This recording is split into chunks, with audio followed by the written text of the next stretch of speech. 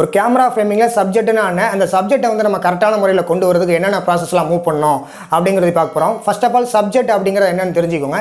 Subject அப்படிங்கிறது ஒரு camera ஃப்ரேமில் எதை நம்ம ஷூட் பண்ணுறோமோ, எதை நம்ம வந்து படம் பிடிக்கிறோன்னு சொல்லுவாங்க இல்லையா, எதை நம்ம ஷூட் பண்ணுறோம் அதுதான் வந்து சப்ஜெக்ட்னு சொல்லுவாங்க. அந்த சப்ஜெக்ட் கட்டாயமாக வந்து ஹியூமனாவோ பர்சனாவோ மனிதனாக இருக்கணும்னு அவசியம் கிடையாது. அது வந்து மரம் இல்லை என்னவான பொருட்களாக இருக்கலாம். அதுதான் வந்து சப்ஜெக்ட்னு சொல்லுவாங்க. இது தெரிஞ்சதுக்கப்புறம் நீங்கள் வந்து சப்ஜெக்டை எப்படி நீங்கள் வந்து அந்த ஃப்ரேமில் கொண்டு வரணுங்கிறத நீங்கள் பார்க்கணும்.